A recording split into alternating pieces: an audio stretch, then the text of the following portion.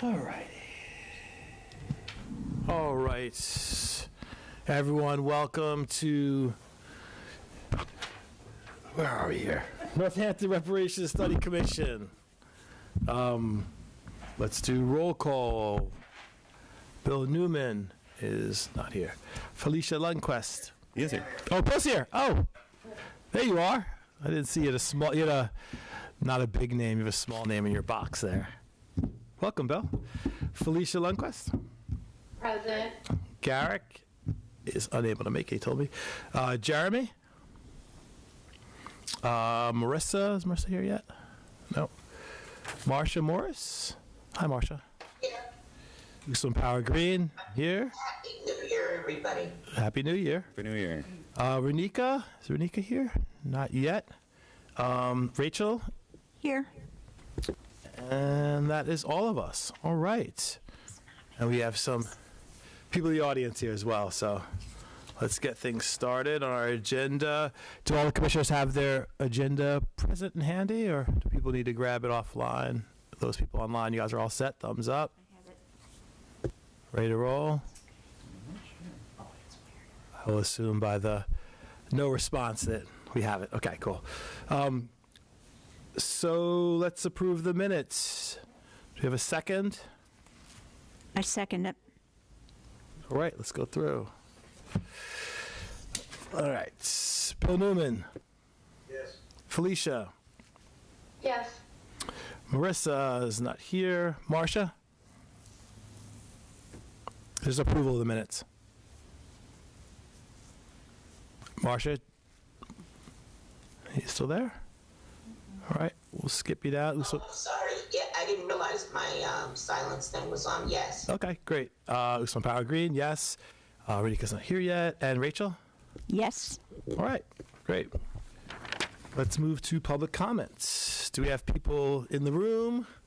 Get the first choice, and then we'll get to the people online. Seeing nobody for public comment, do people who are online have public comment? You can just raise your hand or not seeing anyone. All right. All right. So let's go to our agenda if there isn't any going once, going twice.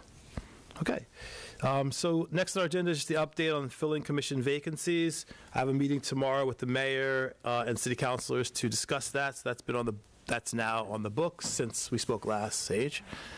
So I'll update everyone on the status of that after our meeting tomorrow. Was there other comments or questions about that? Because we have 15 minutes for it. You want to turn your mic on? Yeah. Okay. Are we expected to get somebody from the Human Rights Commission?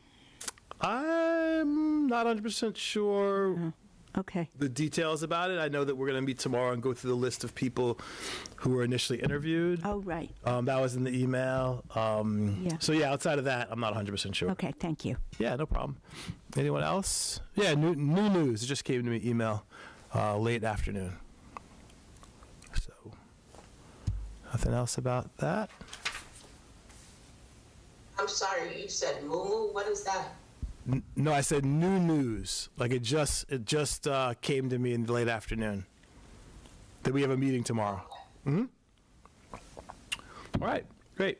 Let's go to update on community engagement initiatives. Marcia and Felicia, who wants to go first, and others? I want to talk too, but I'll let you guys go first. I can go first, and Yep. I also apologize. I know I said I would send out this proposal. I haven't done it, but I will do it by the end of the night. And I'm just going to talk through it right now because there's a little bit of edits that I want to make. But Yep. as first, I want to thank you all for the opportunity to submit the proposal for a potential of pilot of events. Starting with proposing one, but as I kind of started working on the proposal, I got excited and started to draft a bunch of different topics and thinking about collaboration with other organizations who are committed to centering Black and BIPOC voices. I thought that, I could offer some ideas for maybe more than one event. Yep. I'm going to offer this as a sample project plan or proposal. And it's just that we can have more conversations about it. But we what I've presented and then what I've talked to folks about is participate in a collaborative process where we incorporate youth perspectives by including potential partners. Those partners we've named in the past, and I'll just name them again, which would be the Commission, obviously, and thinking about CRJ, which is the Center for Racial Justice and Youth Engagement Research, which is at UMass, and it centers Black, Indigenous, and people of color and the work around racial and educational justice through community, school, university partnerships. And I've spoken to key stakeholders already, decision makers who are included but not limited to Dr. Keisha Green, Dr. Justin Coles, and a few other folks. And they're on board with doing something with us. And then we talked about Northampton High School, Smith Vocational High School, and I know there was some discussion about maybe an elementary school, so I have that in the proposal with a question mark. And we can talk about that more in detail as we sort of build off of this. The goal, or the what, is to participate in the collaborative process and incorporate these voices by customizing interactive sessions that would include, or develop interactive sessions that would include maybe a workshop, educational programs, a panel discussion or dialogue, exploring the topics of reparation and historical and ongoing inequalities that have affected education, particularly Black and other students of color's voices. This would be an open to the public event, and we'd welcome all community members to attend and participate in structured activities.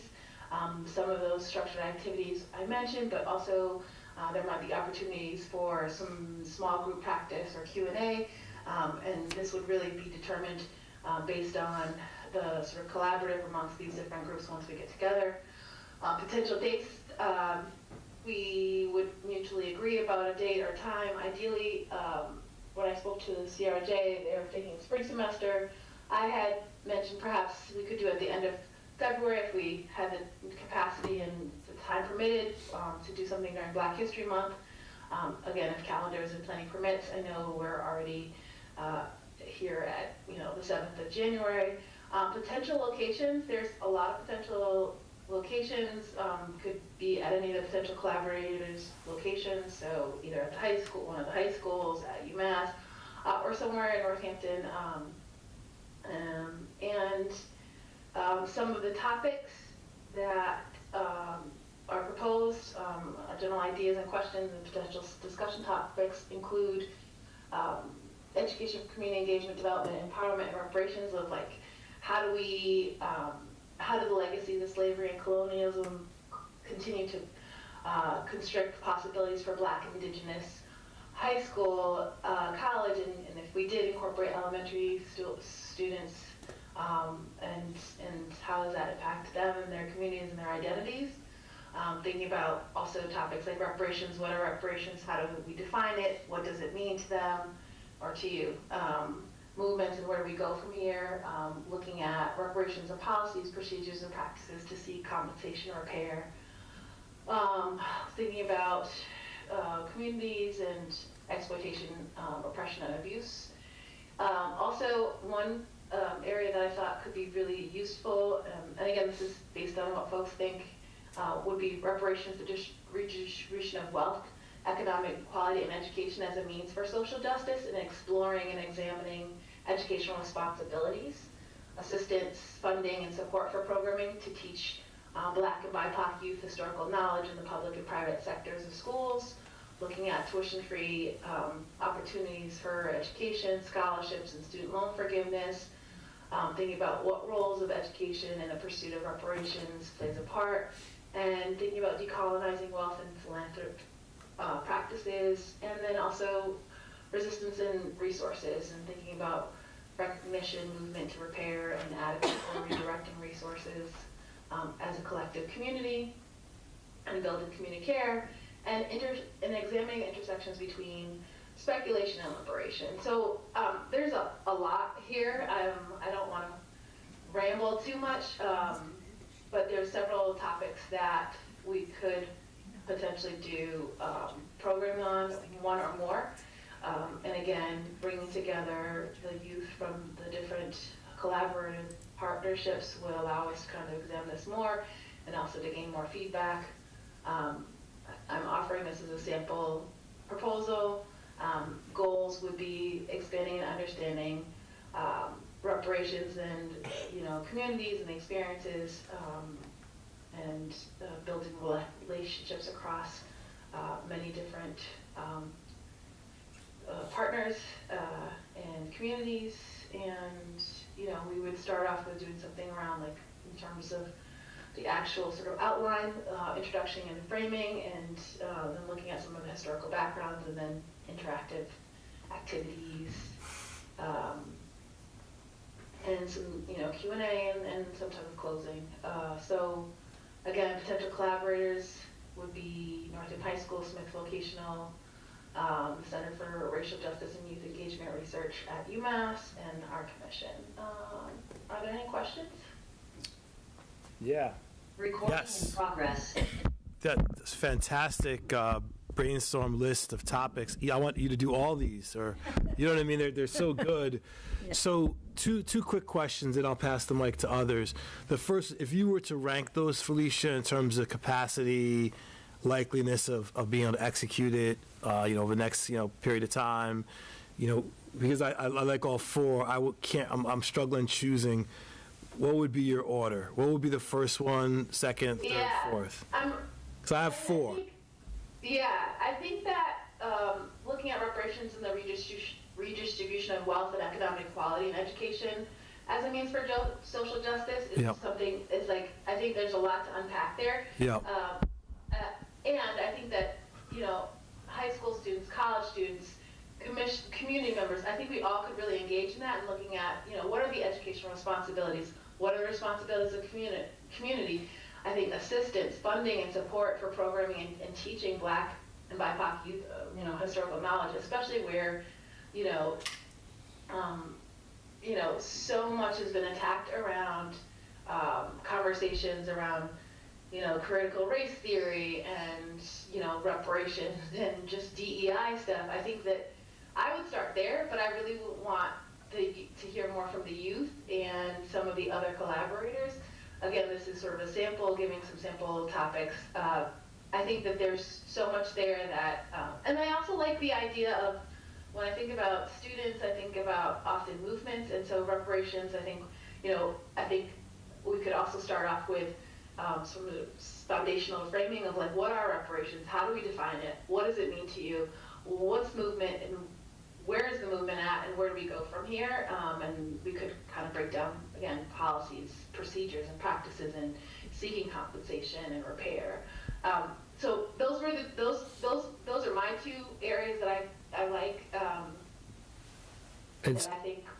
Mm-hmm. No, I was going to ask, just so I was writing really quickly, trying to get.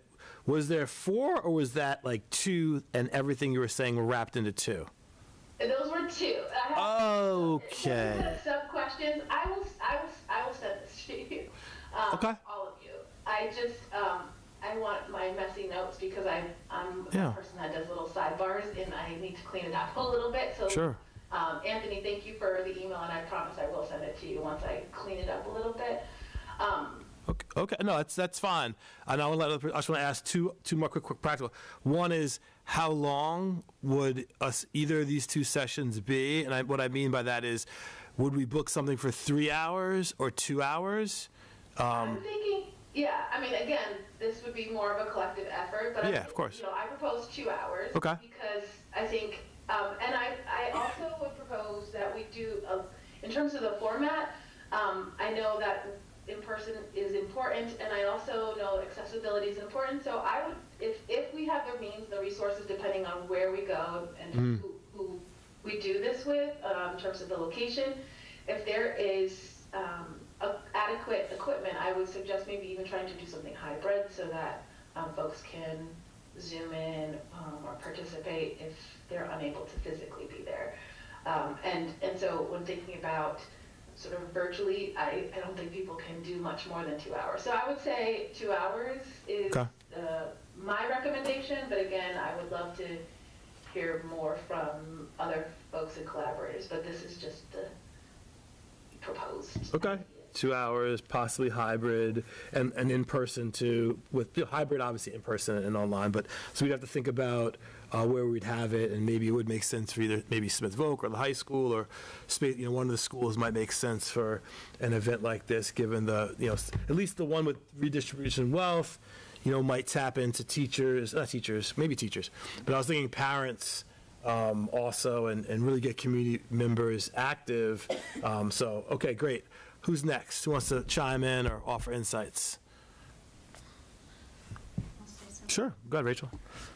Yeah, I think it sounds amazing, and a whole lot of stuff. So I think that, I do see that it could be more than one session. And because it's aimed at youth, I would love to see one or two young people be involved as presenters or co-presenters.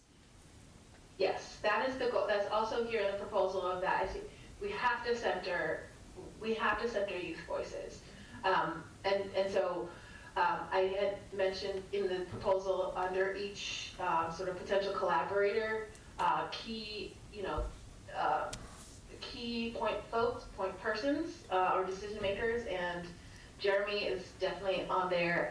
And then, the folks from the high schools, I imagine that they would nominate a minimum of 2 individuals to sort of be part of what I envision as a working group. To make the decisions on what's the topic, where is the location, what is all those kind of things. That sounds good. Other questions or comments about this idea? I mean, one of my comments, Felicia, is it realistic to have this to us by Friday? Yes, I mean the proposal. Yes. The proposal. My fear, and I'm gonna just be completely transparent. My fear is that it'll take time to get scheduling with the UMass they're not even back yet, right? Mm-hmm. I have spoken to the faculty members, but again, we want the youth and the students to be involved, and so ideally, I would love to have this in Black History Month, but that only gives us a month and some change, and I don't know that is as realistic, depending on schedule. So that's my biggest fear, and it's not a fear; it's just that would push out a little bit, and it's it's neither here nor there. Yeah, I mean, and I also, as a person who is involved with a lot of long-term projects, sometimes it really doesn't matter if it's 10 months away, 2 months away, or 4 weeks away. Most people are going to dig in about a couple days, right? So you set a deadline at February 20th and say, let's get it going, and you got 4 meetings and people dig in. You say March 20th, then in March 15th, people start digging in. So I wouldn't be too discouraged, given the fact that you're drawing on people who have expertise, and then the young people, will bring their perspective, which in terms of prep might not be as much as a person who's, say, for example, doing the entire workshop, right? So, their involvement will be key. But at the same time, I'm ready to book it, and so we could talk about getting that proposal out and then begin to make this happen sooner than later, because it's just such a great idea. I don't think there's any point to keep delaying it. So other commissioners have any thoughts besides why would we not do this? Hi, I'm sorry, my internet went down and I was right there as you were starting your question. Usman, so I apologize. Felicia, sounds really good. I was wondering, where do you think it's the most important place, and where do you think you can get the most traction to get going with the partnerships? I already have traction with CRJ. I need to connect with Anthony and with Sage about sort of vocational, and I was hoping that Jeremy would be here. He's going to come. He'll be here though, Felicia. So we'll swing back. But sorry, just keep going. Yeah. No, and so I think I think the most traction. I think you just need to get the proposal to the specific folks at Smith Vocational and Northampton High School, because CRJ is. I mean, I've already been in conversations with them, and we know that we're in there. So. And then the only other question I would have for folks that are digging in and going to be part of the planning process is, do we really at this point think an elementary school is appropriate, or is that something that maybe we could do later on? And then maybe invite folks. Again, it'll be open to all community members, but I'm not sure that we want another partner because that will probably delay the process because we haven't even identified an elementary school that we would reach out to. Unfortunately, and I don't know if Anthony said this while when the internet went down, the superintendent of vocational was supposed to testify today. He said that he can make it here in February, so he'll be at the February meeting to testify. Mm-hmm. He has a perspective that I think you'll find very interesting around young African American people not coming to school prepared and ready at grade level, and that he thinks that starts at the elementary school. So I do think it's worth it to engage him. I think it's really important to get him to get his testimony, and I think once we get that, you'll find a place to hook in there and build from. The important thing with the high schools is to find, like their school is a magnet school. So, and a magnet school can draw from any place in the area. So they have kids from all parts of Western Mass, far as up almost to New York's line. And so the kids are coming with different issues, but what he has found that is consistent with young African American people, children is lack preparation. And he does have concern that something's going on at the elementary and middle school level. Also, we found that at the high school level, that middle school level, many of the kids depart from the Northampton school system into private school or into charter schools, and then move back into the school system for high school. So something's going on right there. In addition, and I'm sure that the folks who are following the school issue that's been going on with the mayor, there's concern that at the elementary and middle school level, that the necessary teachers and paraprofessionals, as well as, I guess you would call them like adjunct staff, even though they're on contract, that's been slashed.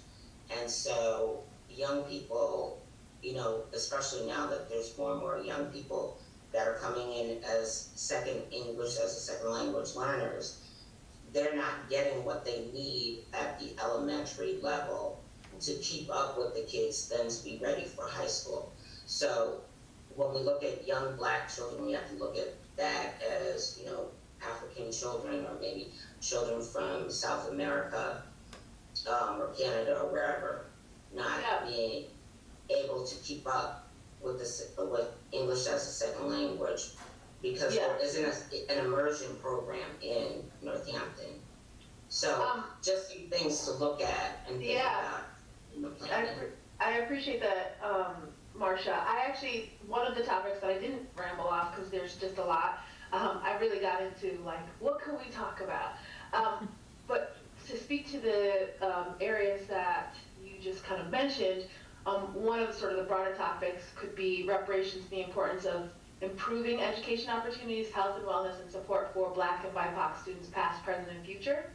And in that, there's sort of the subcategories of exploring how we can address the historical and ongoing inequities and inequalities that have affected education for Black and other students of color. And then also exploring cross-racial, sort of cross-class communication, allyship, and solidarity to get people where they need to be, to get them to the right levels. Right. The statistical, I worked on a project for one of the foundations at a national level looking at schools and achievement gaps. And one of the things that they find about Black students in the achievement gap, it's really specifically around young Black men, Black boys.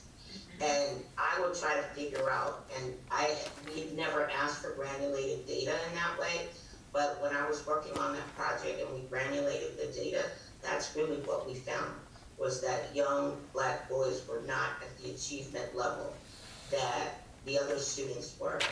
Many more of the girls were able to achieve that achievement level. Now, why that was like an anomaly that we couldn't explain.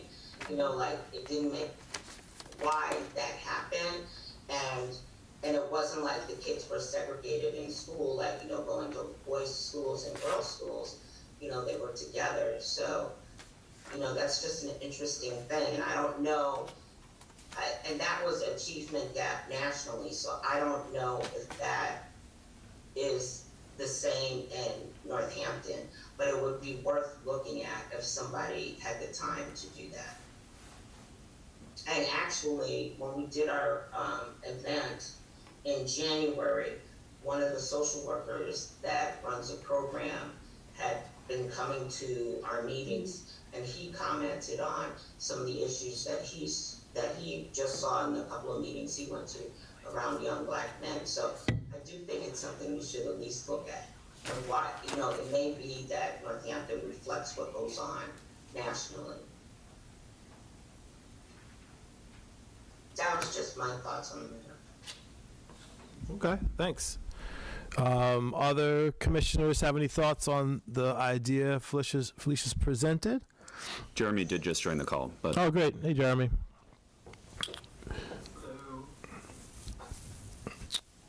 All right. Well, it seems that, Felicia, let's touch base about location and how I can support, the sort of logistics of it. You know what I mean? As opposed to the content, 'cause it seems like you all will be able to do some great work. And so we're looking forward to getting some updates, and we can just sort of share those updates as they manifest themselves. And, we could obviously talk offline with Jeremy and others about some preliminary thoughts on making it happen. So great. Thank you for that update. So, all right. Shall we move on? Marcia, you want to share your updates and did you be able to send us something to look at? No, I did not send anything. You asked me that on Friday, and it was like, no, I don't have the time to get that done. But what I did ask Sage to do as we were going along through this month and our past months, to do one pager, or looks like it's more than a one pager, about page and it's a little more, of the meetings that we have been going to, talking with people, and setting up the round table. So I can give you an update on the round table and where we're at. So let me just run through the meetings that we've gone to, that Sage is a company. And Sage, do you want to run it down, or do you want me to run it down? if you're willing to run it down, that'd be great. And I can pull up the document too, so people can follow along if they want. Sure, no problem. So one of the things that we did was we met with the Northampton Vocational School with the superintendent, Lincoln Hoper, who we tried to meet with last year when we were able to meet with the young Black people and African American students in Northampton High School. We had more difficulty getting into the Smith vote just because of, trying to get the mayor and everybody to sort of get into alignment and get us into the meeting. I'm sorry, that's a dog running down the hallway. So one of the things that we wanted to talk with, he had a lot to say about young people and achievement, especially from, and also about the realities of young people in his school, given that it's a magnet high school and they're drawing from young people from all over Western Mass.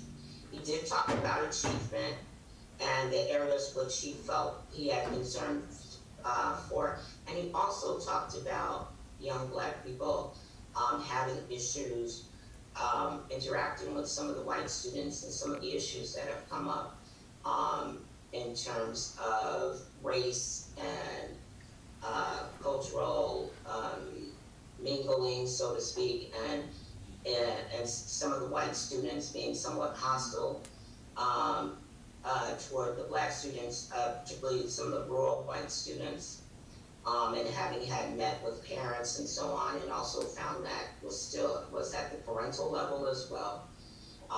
And so he, had some thoughts about that as a superintendent. You all are aware of the work we did with the Northampton High School and with the Black Student Union and the students of color. We had several of the students come and testify at the end of last year's in June, as well as a paraprofessional to talk about some of the issues that have come up. After Sarah's departure, I did want to meet with Mary Oberling from the Hampshire Registrar, because I thought Sarah was taking care of that, and then all of a sudden she was gone. So I didn't really understand what was happening there. And so we had a good talk with her about what has been going on in terms of the covenants issue, and a lot of things that I didn't realize because I wasn't working on that project, that I think is important for our body to know is, one, they are now pushing back further than they were. They're now starting the process of looking at the 1800s and as much information as they can get from that time period, which I will reconnect with Ms. Oberling and ask her for that information once she collected it. I also asked her for any bank information she had. She explained to me and showed us the covenants again, explaining to us exactly what neighborhoods.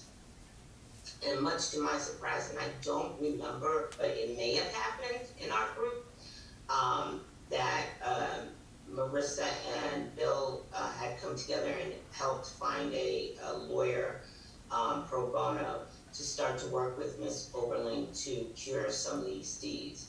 Now, I wasn't aware of that. She did give me a copy of the letter of the process. She laid out what process they intend to run. And, I think as a commission, we should have talked about that and said that we were recommending that, or we thought that was a good idea. I don't remember that conversation, and maybe Bill later on can tell us a little bit about that and why that happened without more discussion.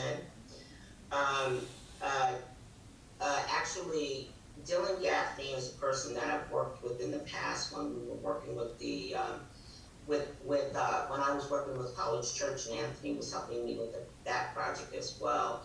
And actually, Anthony met with Dylan. Can you give us an update on that? Yeah, I can speak to that.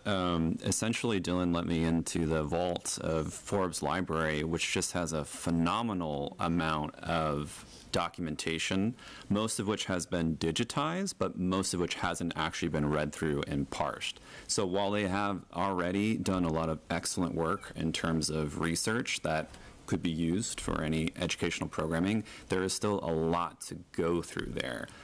And that's essentially what we talked about, what that might look like. Thank you. And then, I've had an ongoing relationship with Elise Parnier Feely, who's like, they call her everything historically about Northampton. She either knows or she can find out. She's also the woman that does the project on genealogy. I think I mentioned to you all that before. She also really helped me when I was preparing to go to Montana and to understand the connections with Native Americans and how to approach that trip. So she's a really good resource. And she's already told me she'd be happy to work with us around this project. Congregation, you all are aware that we did the first project with the UU, which is the Unitarian Church, and the B'nai Synagogue, which is the synagogue that's across from the Y in Northampton. It's the larger synagogue, and we've been working with them, those two entities, to pull in other faith entities to create the Interfaith Reparations Roundtable. So that is now an entity. We have a name for it. They named it. They're really starting to work together. These are all churches and at congregations that either are working on the issue of reparations before we ever ask them to come to the table, and or people that are interested in working on this. So we've, Anthony, could you give us an update on who's involved? That would be really helpful in terms of churches and congregations. Yeah, well, the churches and congregations that sit on the roundtable right now are St. John's, Congregation Benai, and the Unitarians. We're in the process of inviting other churches. I can actually pull up that list to share of people who have given good responses. This also includes institutions outside the churches that we're just bringing in under the greater umbrella of community engagement, like Northampton High School and Smith Vocational. But we have here, as you can see, the Northampton Friends meeting. Those are the Quakers. We have College Church, who has offered space and help if and when we need it. There's Edwards Church. I very recently heard back from the Islamic Society of Western Mass, and they're also connected with Hampshire Mosque. That's an ongoing conversation, so I can't necessarily, they haven't said explicitly that they will commit this or that, but they have racial justice working groups, and so I'm working on connecting with them and bringing them into the fold. But there are some churches that we're still looking for help to connect with, so this is an ongoing project.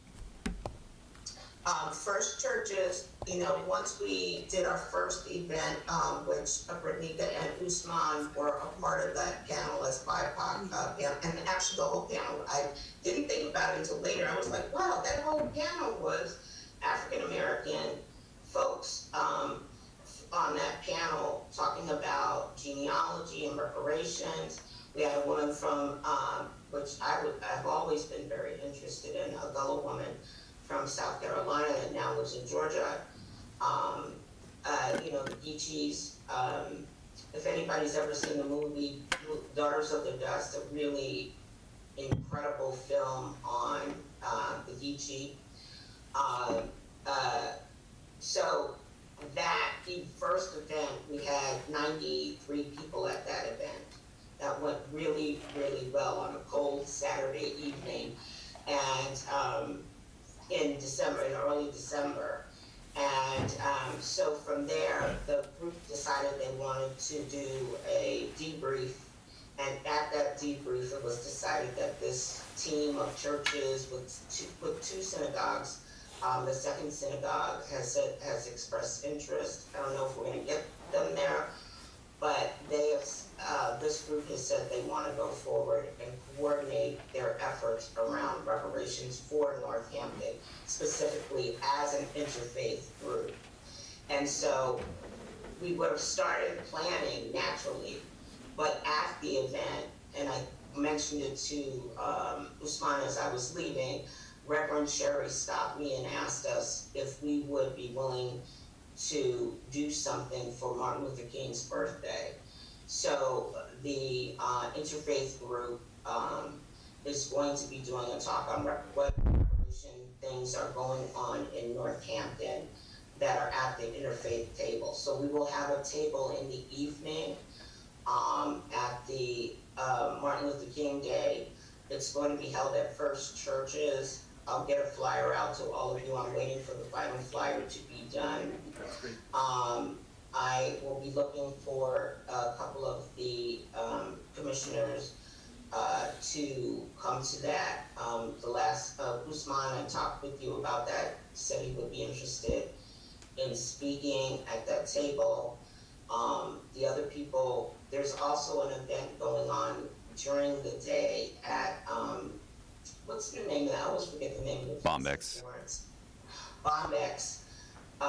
Each organization will be given 2 minutes to talk about the work that they're doing in terms of social justice. And so 2 women from the Interfaith Roundtable will be going to that. We're hoping to represent the Interfaith Roundtable in the work that we're developing and doing. Now you say to yourself, why am I helping to develop an Interfaith Roundtable? It's so that we have access to people who are actually working on this issue that we can interview, we can survey.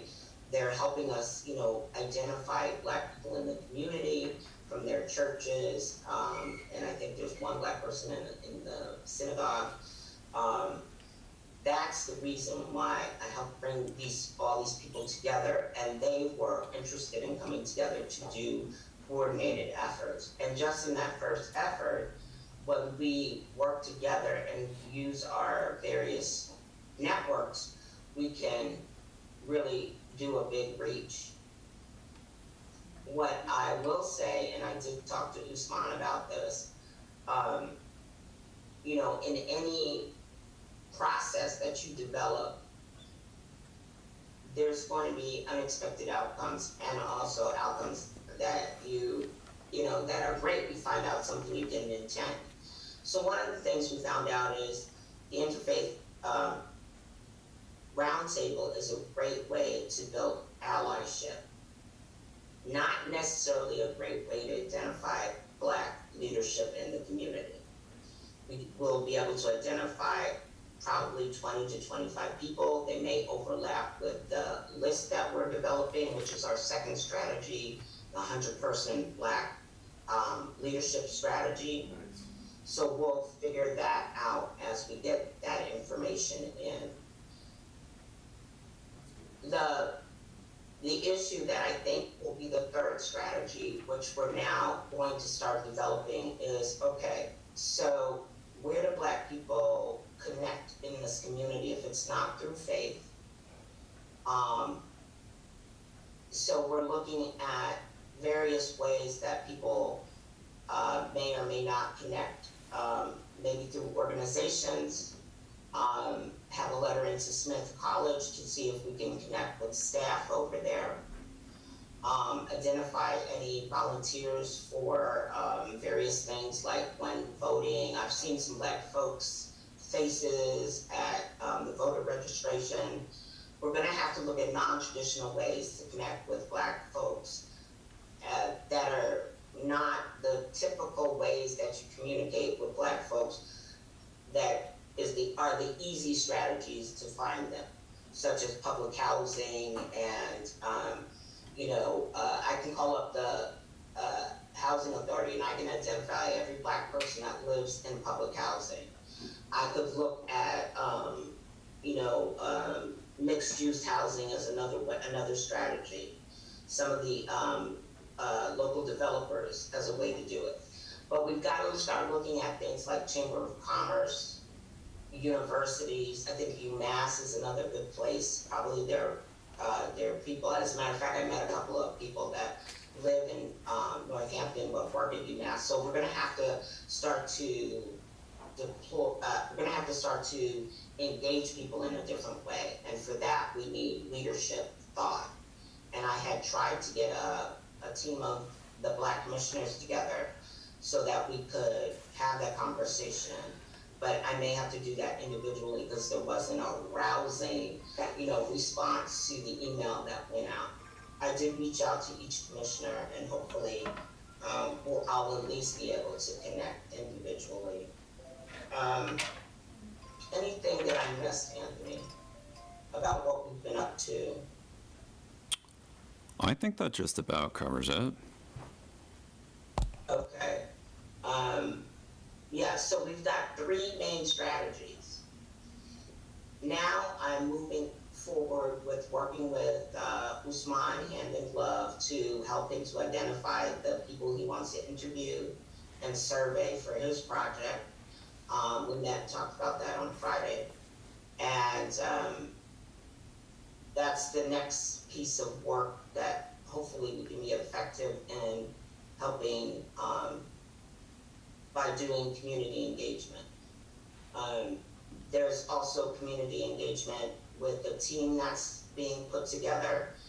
Carolyn, what's Carolyn? Oh, Oppenheimer, and Dan, and I forgot Dan's last name off the top of my head. Do you remember, Anthony? Kennedy will be joining that team, and we are going to work on that third strategy with those folks. In addition, they're working on their individual. Carolyn's working on some history work, and that's where we are at with the community engagement and communication working group. And that was the only piece I would add, is that hidden history idea for education centered really around stories from Northampton. Yeah. So the interfaith group has decided they want to do a 3 to 4 part education series, which Tom Weiner has always championed the idea that we should do education as part of data collection. And I think that is true, because we need that platform to launch from. And so, I just saw Tom Weiner go. So, what's really good about this is that this will be community driven. I'm not driving it. The commission's not driving it. The community's driving it. So I'll give you updates as that starts to formulate and come together. Janice, anything else in? Okay, that's where we're at. Anybody have questions? Questions?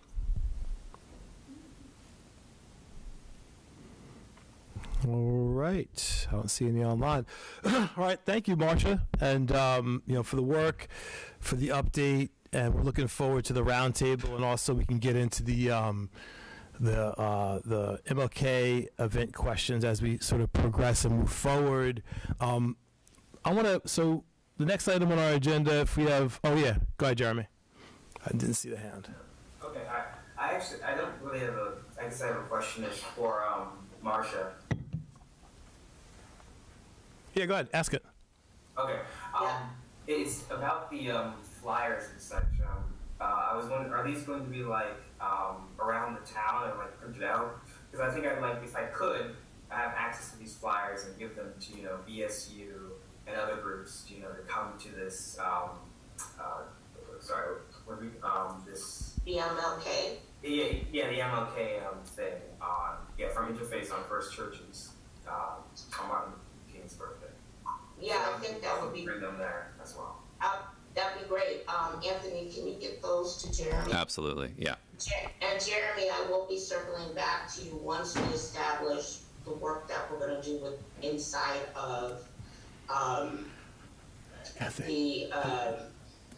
we put the survey up. The Voc School. Once we establish that work, because we're going to run the same process in the Voc School that we're going to run like we ran at the high school. So we're going to do the same data, and we'll have kids from Voc come and testify. We just have to get that formulated, you know what I mean, and get that up and running. But I'd like the testimony of the superintendent first, so you all can see what he's talking about and what he's raising as issues for young children, for African American children, specifically Black children. Mm-hmm. Okay, thank you. Oh, and actually, another thing is what day is that again? Martin Luther King's. It's 2 weeks. Sage, can you give me the date? 2 weeks. January 20th. January 20th. The dinner starts, I believe, at 5:30, which is where we'll have the table. Yeah, but there's an event going on earlier in the day, so the flyer will cover all of that. Okay, right. As long as I have the stuff on it. They have a hold your date, but as I've talked with a couple of you, the event going on during the day will be from 1 to 5, and the Truth School will be running a training on nonviolence behavioral tactics, I guess you would say. We have been offered the opportunity to run something concurrently, but the roundtable did not want to do that. They didn't feel like it was enough time to put together something solid. I feel as though, we could do something that could be very interesting if we wanted to try to do something. And I don't know, Yeah. I think, Felicia, you've talked about doing various types of trainings. Doing a facilitated discussion about why reparations has been resisted so far. We don't have, one of the things that I noticed in all the reports that I read, no one talks about why there's been resistance in this country to reparations today. Yep. and we can, part of what, Marcia, is to build on what you just said. I'm looking forward to having a conversation about that, because that's definitely in what I want to present, as a sort of broader strategic plan that will, I'm looking forward to hearing people's feedback and, I guess, bringing in the ideas, Marcia, that you had brought up, and specifically an event such as that. But before we sort of get into and jump into to the broader strategic plan, I want to get into the more detailed one, because this one takes a little more time, and that is a draft, right, which is what it is, just a first draft of a community engagement survey that I put together that I'm looking forward for feedback. Just to give everyone a context, last session, if we remember, I brought up brought back the idea of creating what I describe and call a very passive way to engage the community, and that is through surveys, right? Oftentimes people don't necessarily do them, but it's my view, and I know it's the view of some people on the commission, that such a survey would be beneficial despite its limitations, and so therefore I started working on one. And so I want to share it with you all, this first draft, with the hope that you will give feedback about the questions. And perhaps if you have other questions, Sage will be able to directly put them on there, so we can get this thing up and rolling, because the goal would be to have these available at MLK Day, so we can really get things kicked off in the right way. And so I want to spend some time on that. And as I said, I'm looking forward to people's feedback about the questions. Now, one thing I should mention is that when I've looked at other surveys and thought about this one, even the one that exists now that they have going on for the health department here, some of them are really, really long. I think that's a limitation, because what you do is you get unfinished surveys. So my goal was to try to think about what were the questions that would best help us as we think about, to get the perspectives of a broad quantity of people. And so I guess I'm foregrounding our engagement here with a philosophical belief and a concern that if we do make this too long and too beefy, that we just won't have people finish it, and then we won't be able to get completed surveys. So I try to be somewhat trim with the questions. And so what I want to do is I want to put them up there for people to see, and I want to go through the questions and have people give their input and suggestions about each one. Obviously, the goal is to try to get through all of them. They're not, like I said, we'll see what people's impressions are. So let's toss that up on the screen so those who are in the Zoom world out there can see them. I have a hard copy here. I just have one hard copy, Rachel. I'm not sure if actually. I've got it on my phone. You got it on your phone? Okay. Yeah. And also, if you do want to look at a bigger copy, you can look at. No. Okay, you're good. Okay. So the introduction we can wordsmith later. Basically just talks about, I'll read it actually. So for those in the room who can't see it. So it says just a draft. Racialized Harm Reparative Action Community Engagement Initiative, which I'll talk about after you do the survey, seeks people from various racial and ethnic backgrounds to share what they have witnessed or experienced racialized harm in the city of Northampton. The purpose of the survey is to collect data to inform the Reparations Commission about people's experience in Northampton and ideas for reparative action. By taking this survey, you're providing Northampton's Reparation Commission with invaluable information that will shape the Commission's final recommendations to the City Council and Mayor about how to address racialized harm and establish pathways and programs to move the city toward reparative actions. With this in mind, we thank you for expending your emotional energy and taking time to share with us your ideas, impressions, experiences of racialized harms perpetuated against people of African descent in Northampton. While we are interested in each individual person's story or idea, we will not disclose the names of any other identifiable information about those who complete the survey. We ask each person to submit only one survey, right? So something like that we can wordsmith and add, but something that gives people a general sense.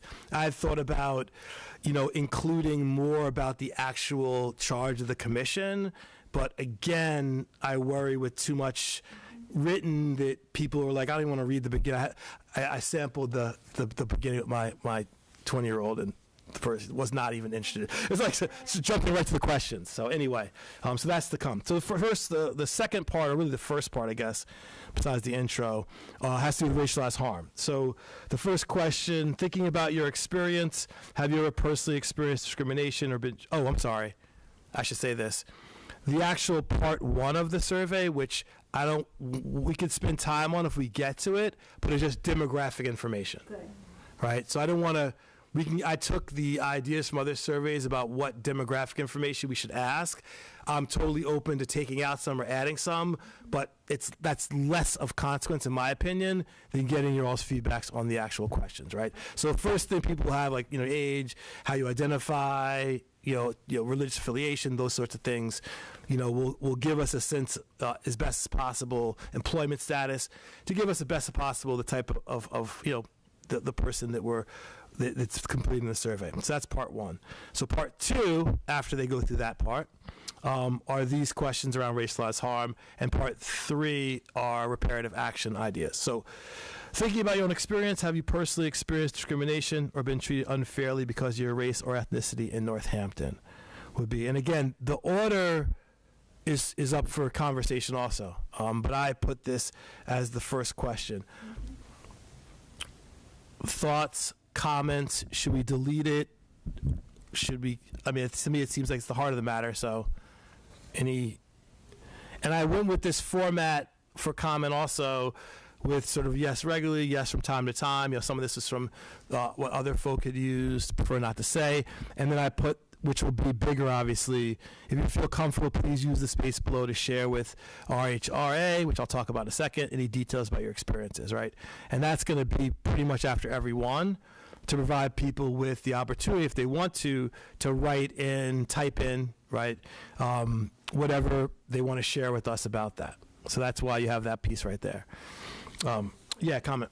Quick question. Comment. So would the space where they can write their comments be immediately after the question? Yes, Okay. yes. Right. I mean, they're just small here because I wanted to keep it I concise. understand. Yeah. Just for formatting purposes.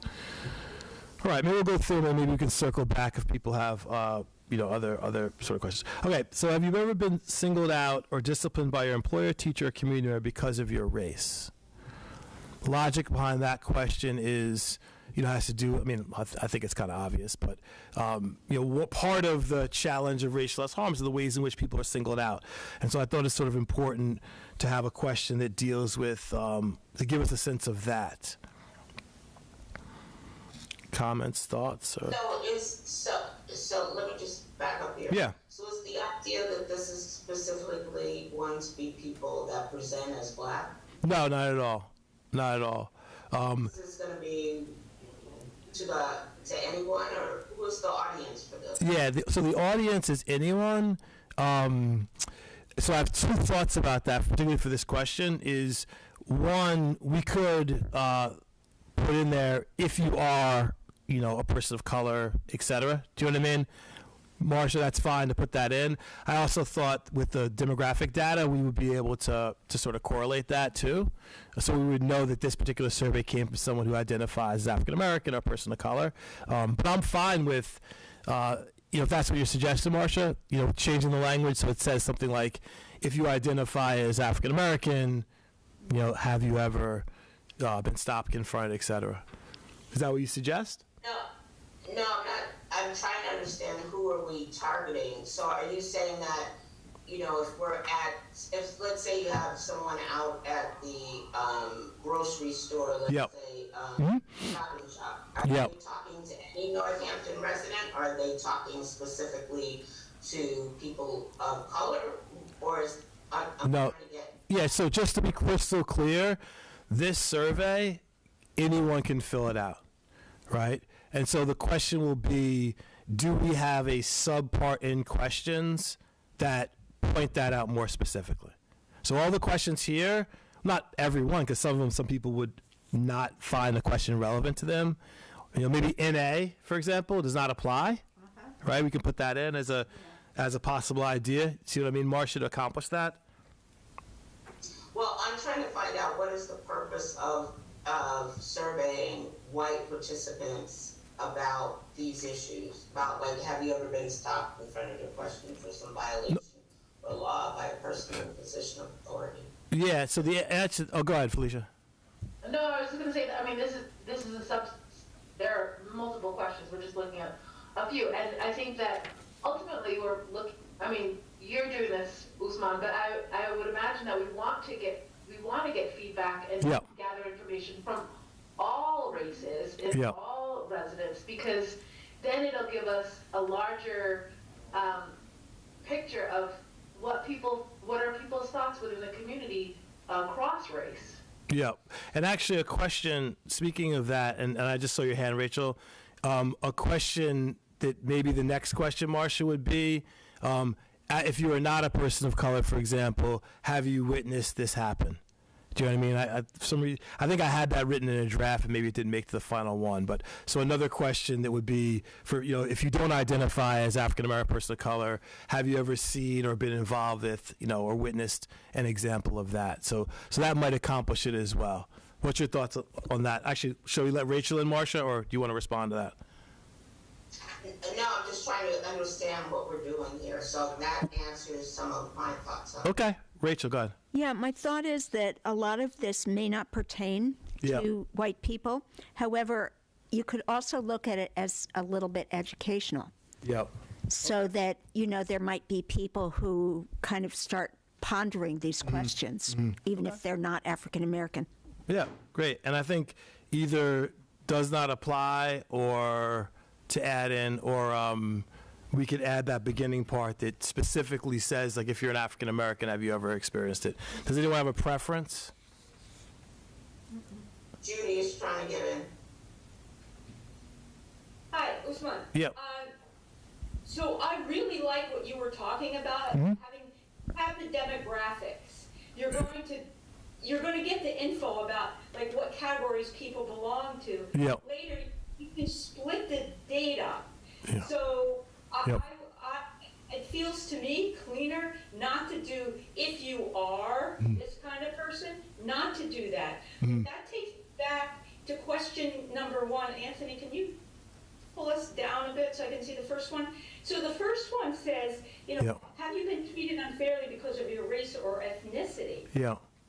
That's why I would think you would want to say the same thing in the next question because of your race or ethnicity. Yeah. And then, so that was ethnicity? Like, because I'm Jewish, but it's not Yeah, that's a good point. And you know what, I actually think it would be a great idea, because Judy, I'm actually really interested in getting your feedback. Let's go through one time, get a draft with the commissioners, and then maybe we could tag on at the end. No, that's why it's up there. I want you all to see it, and then we could tag on and see what the community people and the people in the room, also if they have feedback for us, because that'll be very valuable. So I think it'd be okay. I'll ask if we can amend and just give everyone opportunity to. So jot down your notes, everybody, if you have feedback for it. Thank you. Okay, so can someone jot that down? That actually, we'll just keep that one right now since you already said it, Judy. And I think that we got to get some consistency if possible. Okay. All right. So moving along, and again, we should go through these but these just to point out, everybody, these are ones related to racialized harm. I think the reparative action are some of the ones that people might feel, who are not a person of African descent. Those are the ones that will really get people's opinion. Okay. So we did so the other one that I thought of was, have you ever been stopped, confronted, or questioned for some violation of a policy, rule, or law by a person in a position of authority? Again, with a very similar goal, which is to also capture some of these sort of, issues that we face. We go to stores, we go, in different situations where it's like not necessarily, your specific teacher, or not necessarily a person who is a police officer, but other types of people. And again, the space below says, please describe, so people can get a sense of it. So that's the next one. Counselors have any thoughts or questions about that, or ideas to improve it? I don't have any questions, but I think the thought was, is this helpful in terms of thinking about positionality and power dynamics? Perfect. The thing that comes up for me around this is that, the way these questions are being asked, we'll get information from other brown folks. Mm-hmm. Okay. So I'm hoping that the demographic information is going to indicate, like if someone's Indian, or someone is Latino, white, or Latino black, Yep. Is it a language? You know what I mean? So, yeah. Okay. That's helpful. How many questions are total? For this part, there's just a couple more. So the next section has, this is an example, a sample. And I was coming up with some examples, but, if commissioners have ideas, just to, to give people a sense. So I thought of educators, healthcare professionals, police officers, store clerks. I'm open to more, or actually even getting rid of this and just having them tell us the experience. So I'm fine either way. Go ahead, Felicia. Well, I like this question because this will also look at the intersections of class and race and the way in which that plays out. But I think that, some maybe leadership positions like, I don't see lawyer, so yeah, healthcare professionals, Sage. education. I'm writing all this down. I would say under sort of police officers or sort of public service, human service providers, that Yep. kind of thing. Great, writing it down. Okay, just a little sampling. Are there any other ideas that people might think someone might, an example? Yeah, go ahead, Rachel. How about including other with a line next to it? Because Oh, yeah, perfect. probably undoubtedly are ones we haven't thought of. Okay. Other. You could also just ask them what their position is. Are you, That's harder though. That would be harder in terms of statistically. Like when you're collecting the data, I think it's anyway. Yeah. we could tag it as we could tag it as professional.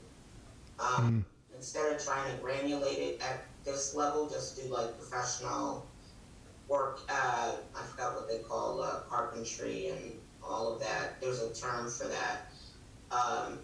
But you know what I mean? Instead of trying to capture all of the different ways people show up. Yep. Okay. Okay. Just a thought on that. Yeah. And also, I would definitely number everything. Okay. Yeah. And so number, and then we put down other, and then again people can put in. And again, this is for us, right? This is not this is for us to inform us and give as much info as we can.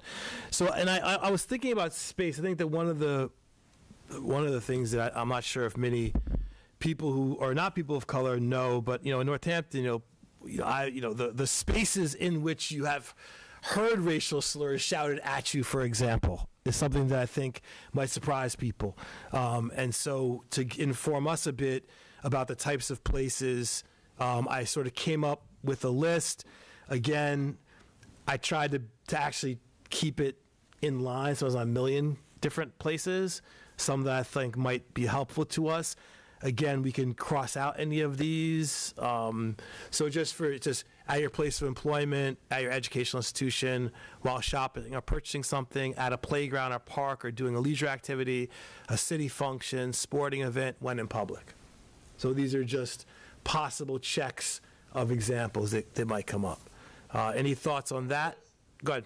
I think somewhere in here, the question of, and I don't know if we go back, Sage, can you go back for a minute, please? To the last one. Yeah, sure.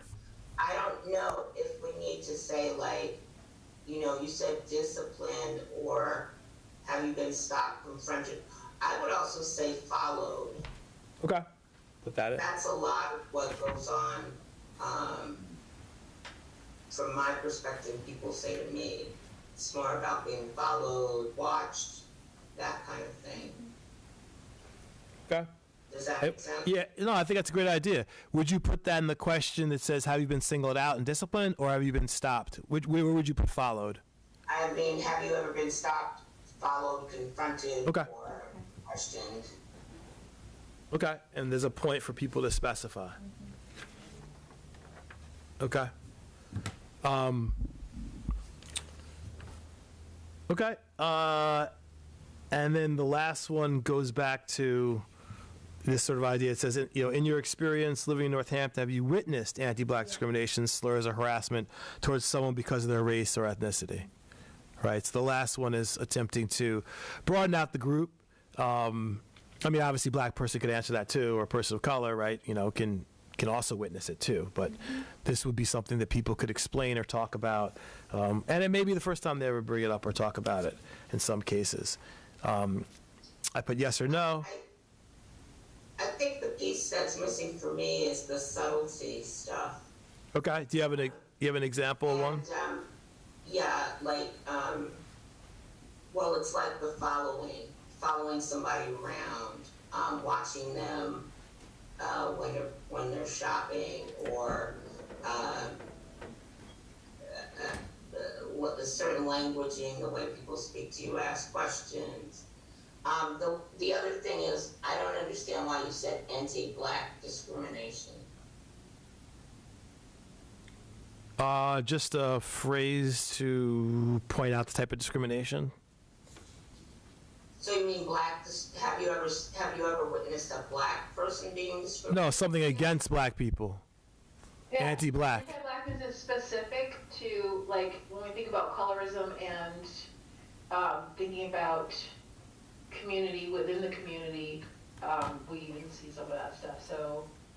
Yeah, but remember that the average person, you know, I would watch it with the language. I would just say, have you witnessed a Black person being discriminated against, slurs or harassment, you know, however you would want to phrase it up, and just put, you know, like that.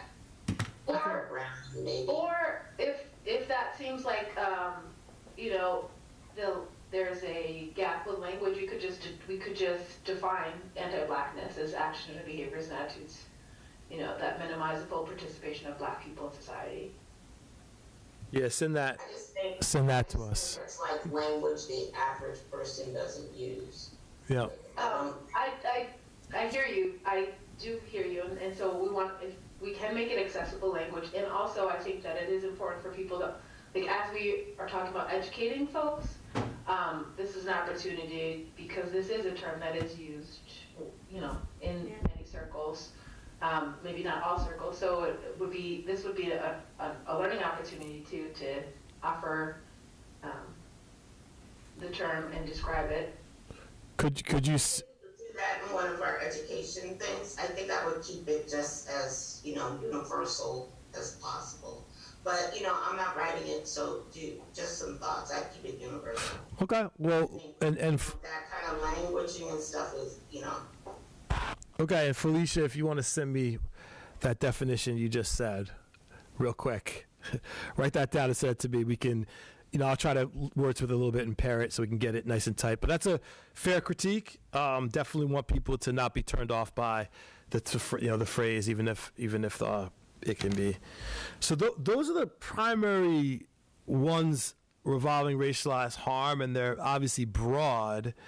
You know, the goal being for people to write in examples, and, you know, as opposed to, again, not having too many questions there. People are just going to be discouraged. There's so many different ones. Do people have other questions? Marcia, you mentioned one sort of, or a modification. You said you want to get at subtleties. Could you think of? I think Northampton is more about the subtle.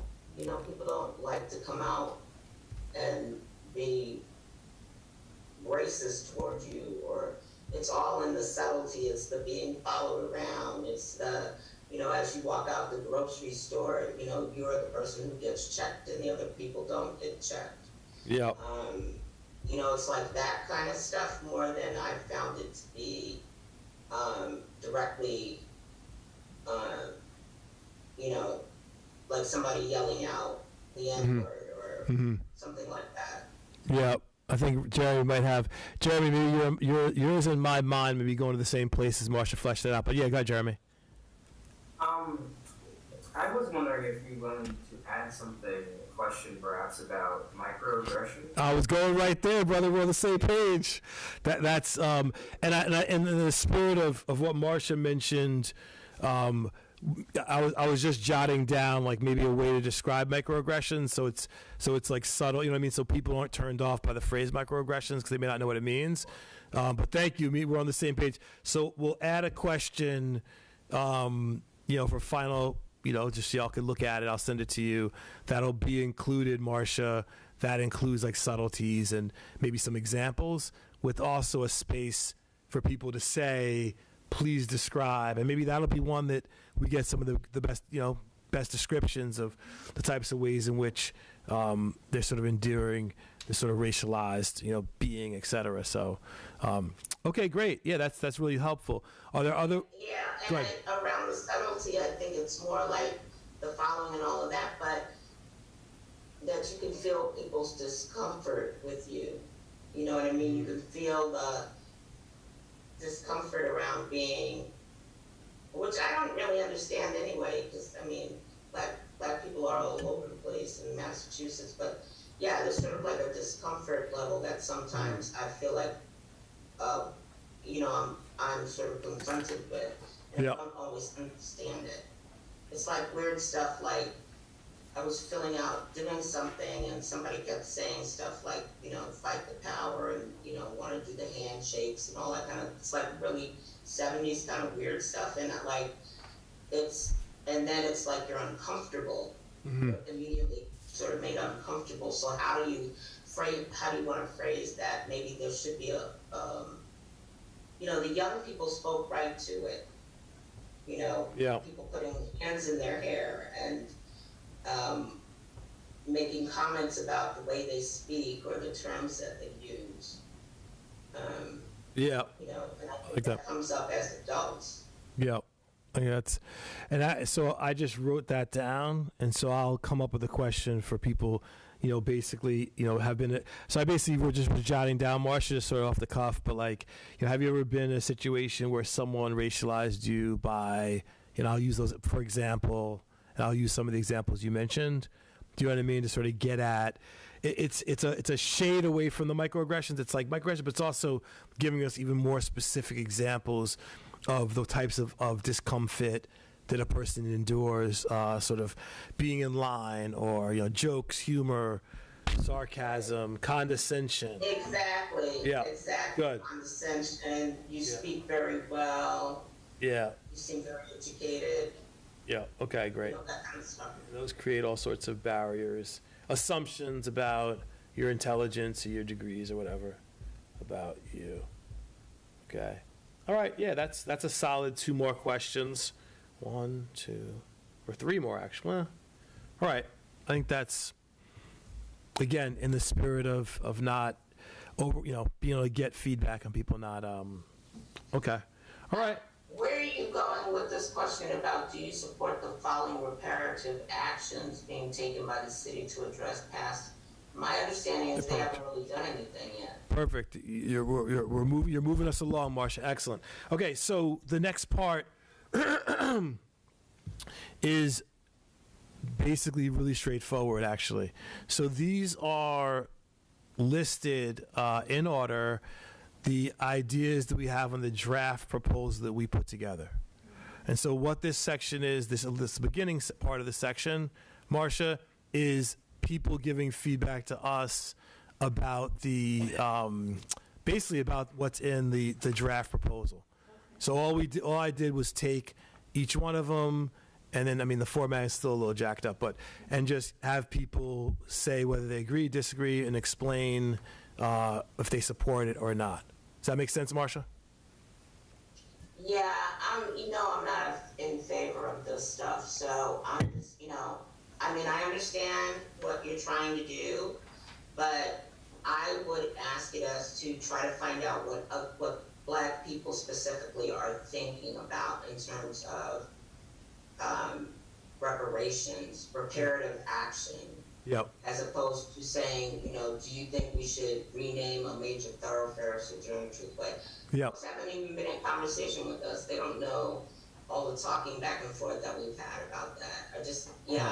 Okay, so you don't think so. At the last question after that, and I'm open if other people are to move to the first question, is please share your own ideas of ways the city of Northampton can work toward reparative action in the space below. Mm-hmm. So,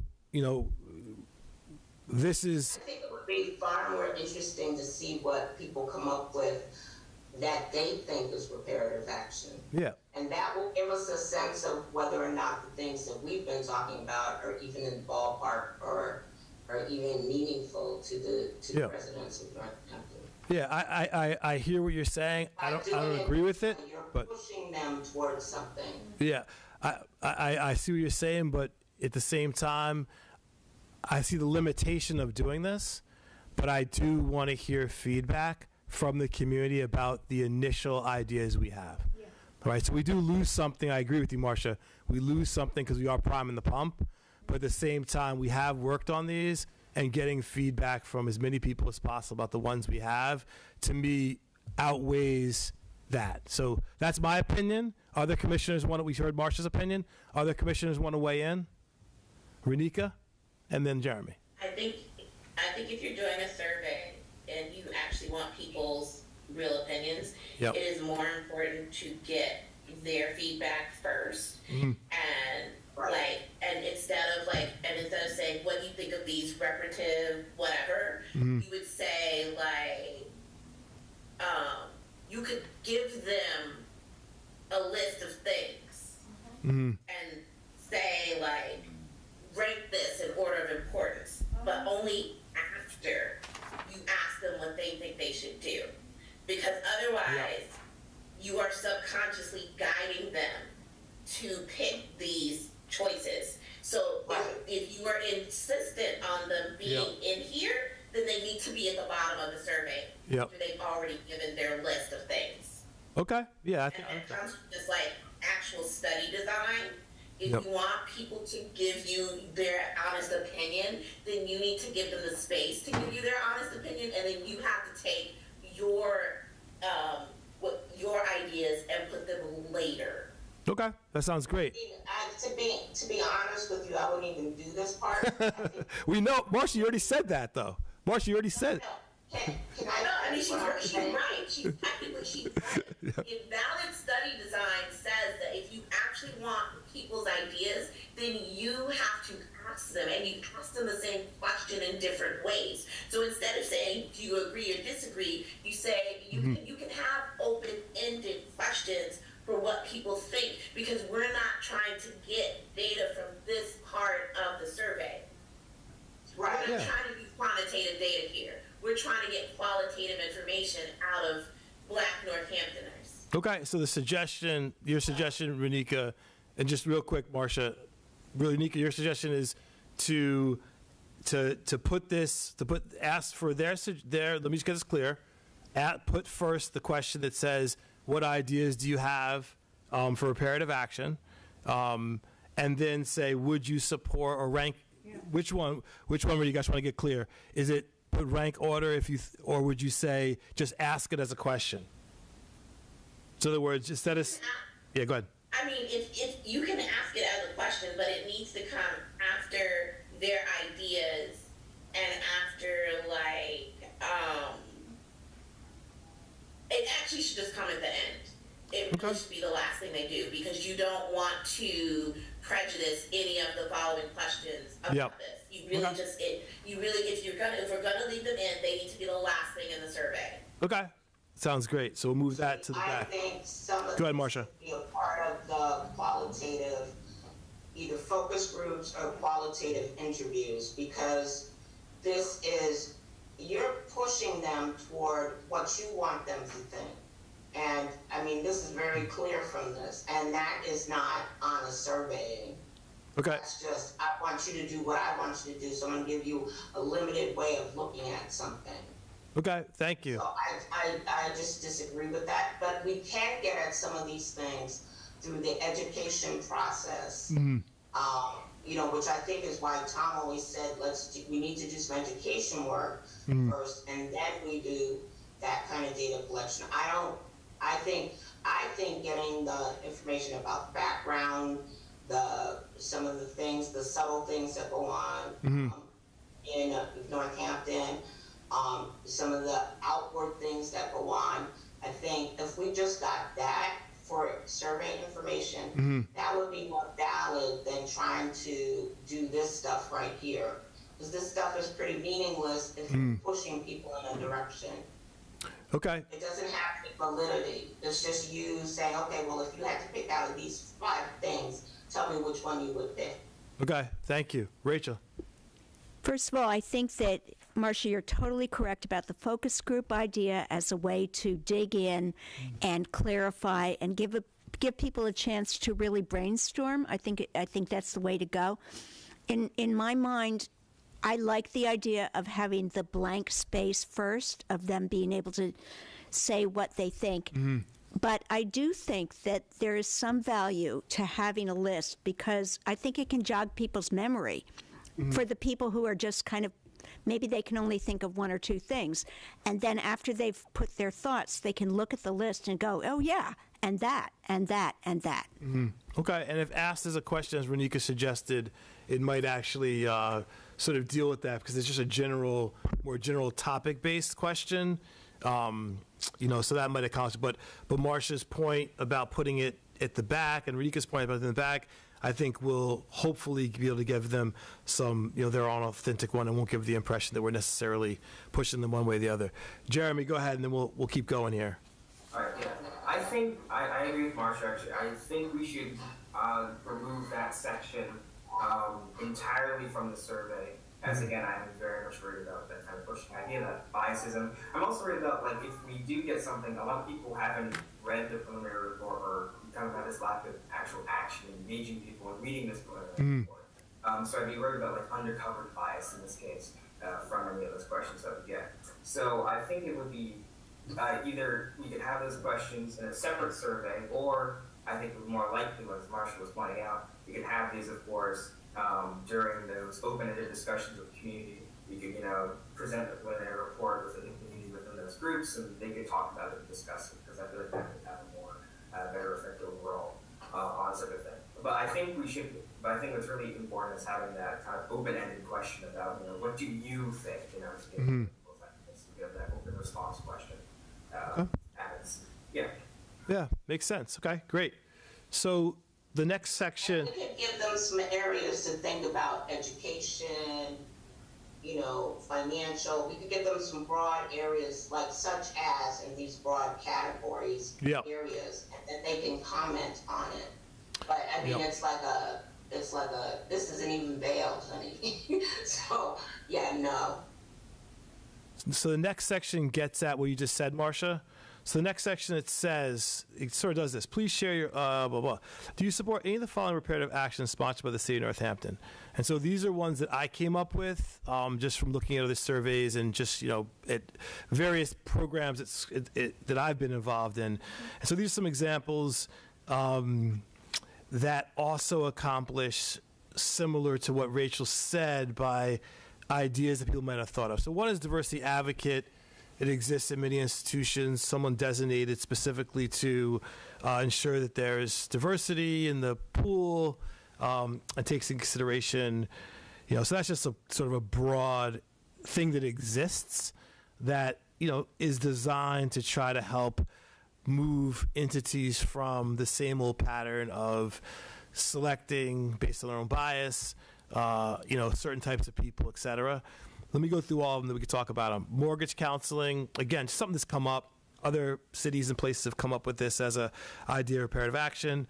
Educational advocates, which actually speaks to what Felicia was saying as a possible thing to exist, where volunteer to provide African American students with counseling and support negotiating schools, but also we can include, you mentioned college, universities, applying for colleges, anything else, Felicia, if you could just jot a note down to make a list of, maybe a few other types of, support around that could be a possibility. Raise funds for scholarships, raise startup funds to promote small businesses in Northampton for African Americans, something that came up earlier. Financial counseling, which also was mentioned, Felicia, in your proposal. And then this is the last one, is something I came up with, which I'm really excited about, which would be having the city actually fund a campaign. Renika, we had talked about the challenges of trying to do the work of finding descendants. But yeah, I think it'd be an interesting challenge to take on. So I put that in there as something else. So yeah, what are people's thoughts on this section? Do people think that it accomplishes anything, or should we just take it out? What are people's thoughts? Who wants to start?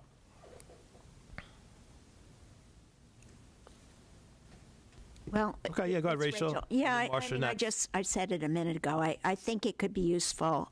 There probably are other things, but then they could write that in that box Yeah, we that could- precedes this. I would, for me, as a survey taker, this kind of a list is helpful to jog my mind.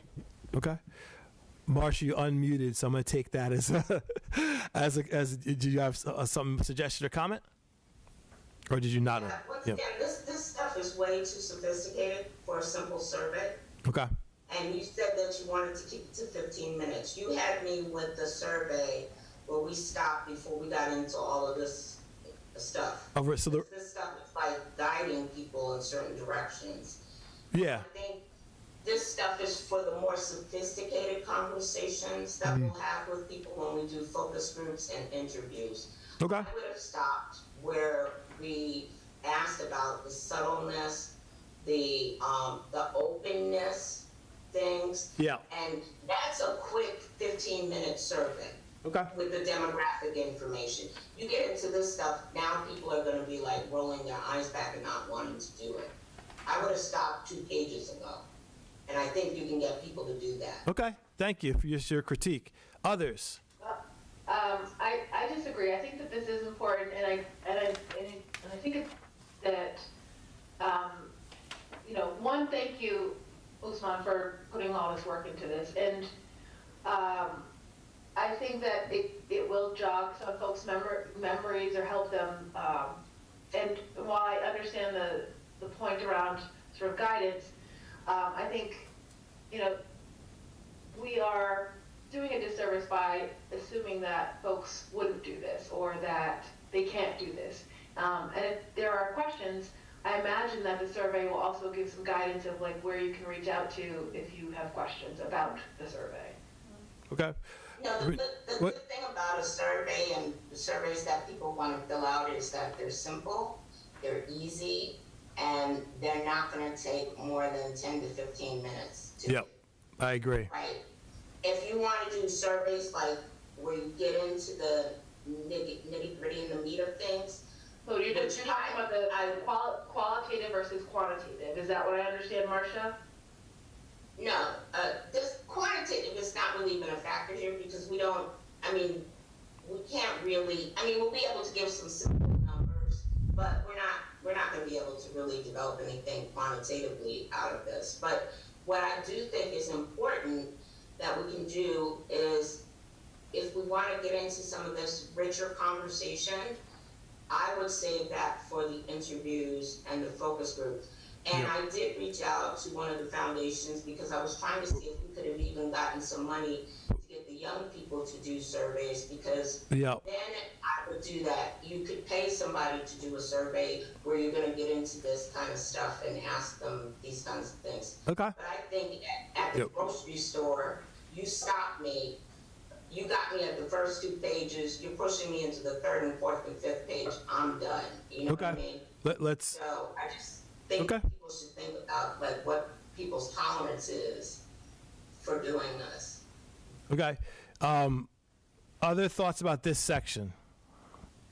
Because I do want to move on and look at some of the other questions that I have. Okay. All right. So these are some of the other questions that I thought would be helpful to get people to survey people about. So now these ones get more into specific ideas of reparations. And so the next question is, do you support reparations in the form of financial compensation for descendants of enslaved people in Northampton or enslaved people brought to Northampton? Not here. And so this goes back to what I said before about an initiative that would potentially attempt to identify actual descendants, even though we're going back to the 1780s perhaps.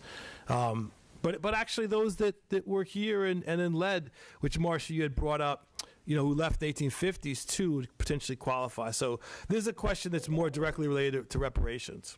But commissioners, you have thoughts and comments? Marcia, we've never talked about this coming up. Okay, but the question as it... Where is this coming up from? Yeah, so the question, though, that is here is about the idea in people's opinion. And again, this is a draft, right? We can delete these questions.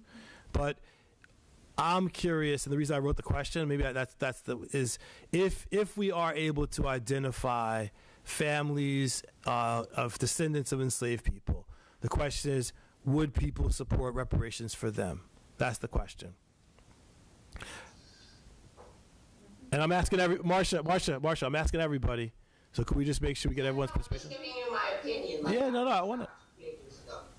Yeah, okay. Too much. Yeah, other people's thoughts on that question. And the second question is very similar.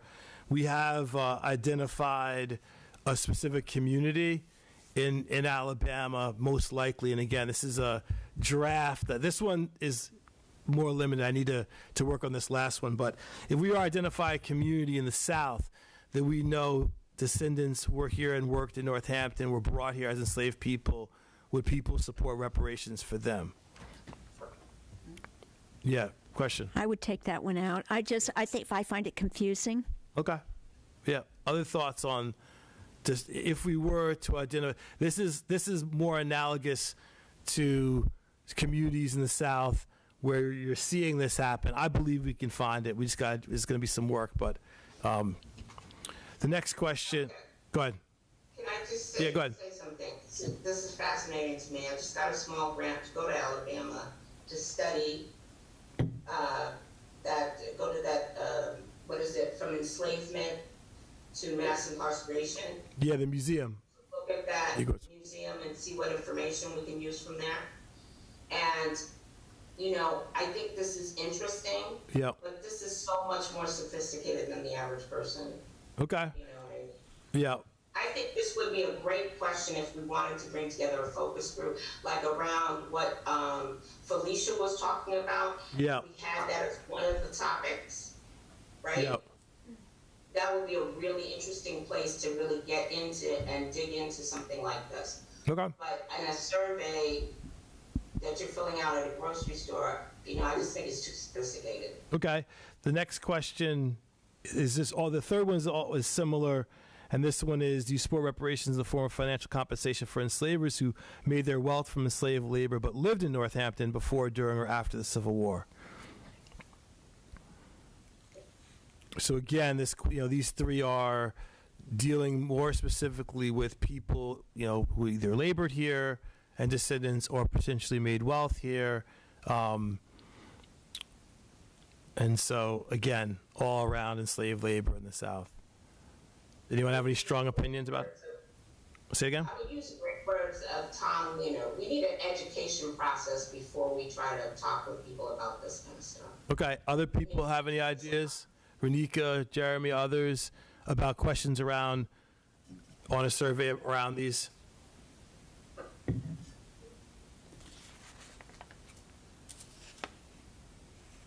I think these are really interesting, Usman. Don't misunderstand me. I really like some of this. Renika? I agree. If we're trying to have something really quick and we're trying to get like a baseline, then this is too much. Okay. Right. So several people. What we do is we save this for like when we do our community outreach. Yeah. And these are the questions we ask in the community outreach sessions. Okay. Yeah, perfect. I agree. Okay. So put a little asterisk near those ones. Jeremy, do you agree, or do you have a comment besides that? Yeah, no, mine was also about yes, I agree with that. Assessment around these. I mean, these are really, really interesting questions. I think I'd love to know.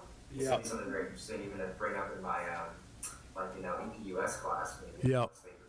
But yeah, I do think these would be more like good, open, general discussions within a group of individuals, at our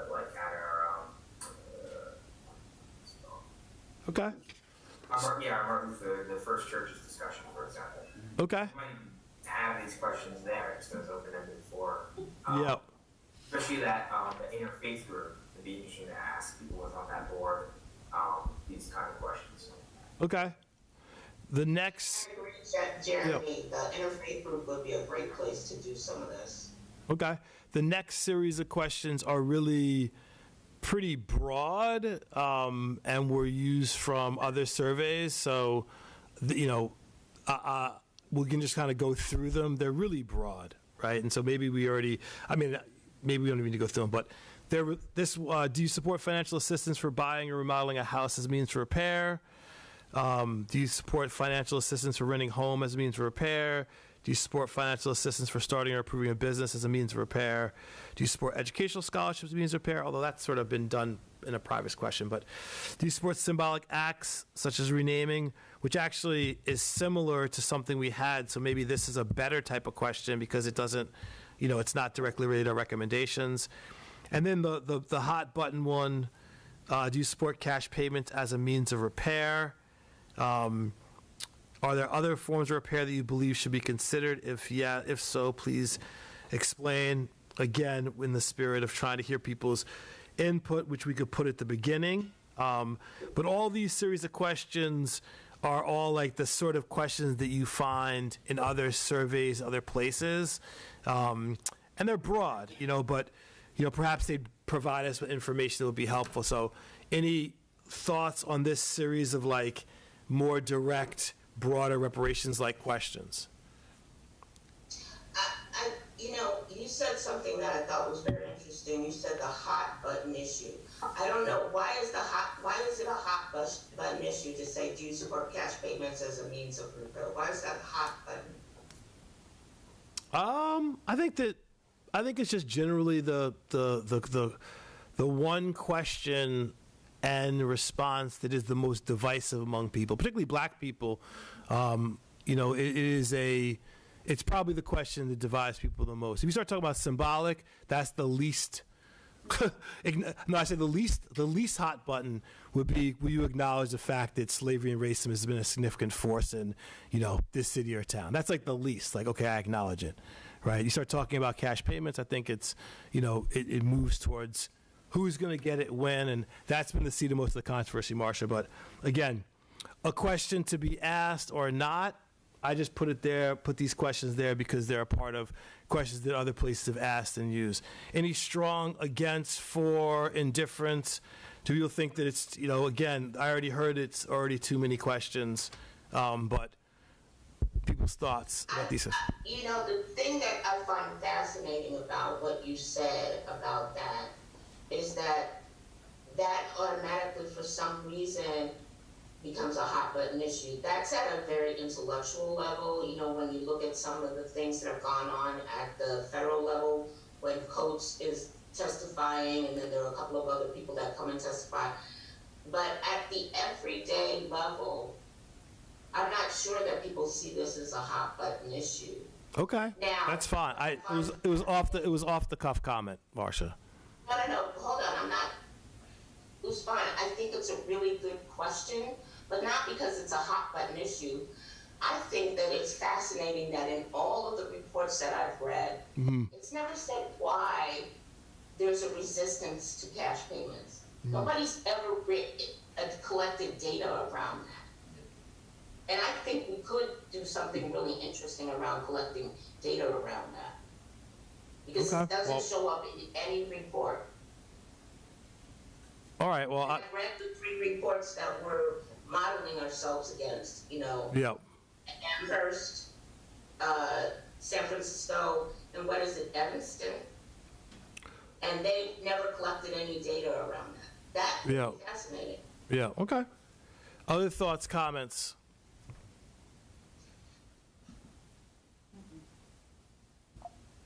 Okay, so that means people, it seems, look, I'm trying to search here. I'm pushing up and down. Oh, Jeremy did? Okay. Yeah, Jeremy, go ahead. I scrolled down.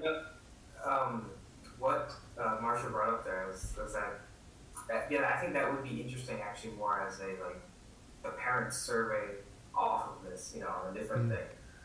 Just in general collecting data around, that kind of issue, as Marcia's already stated, there's issues and not collect data on such a thing. So that's a very interesting question. I do think it probably should not maybe be on this survey, but perhaps a different project idea of collecting information. Okay.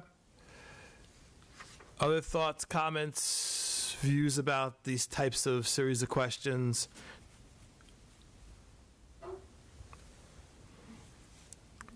I know. I see you, Tom. We're gonna try to get through. We're almost done, and then I'm gonna ask people to chime in. there was just, I think, one more. Oh, yeah, on the back. Would you like to see educational opportunities Northampton community designed to build and sustain support for reparative actions?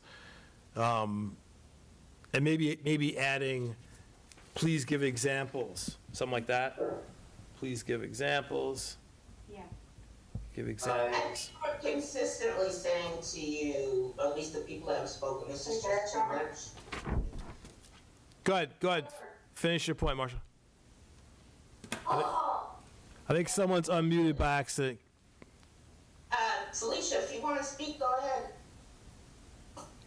I don't think that wasn't Felicia. Oh, I think it was somebody else just unmuted by accident. Go ahead. okay. I just feel like we've said, okay, these are really interesting things that we need to get to as a part of the work we're doing. And first and foremost, I want to thank you for putting a stake in the ground to get the survey done. So, my feedback is in no way saying I don't appreciate the work that you put in.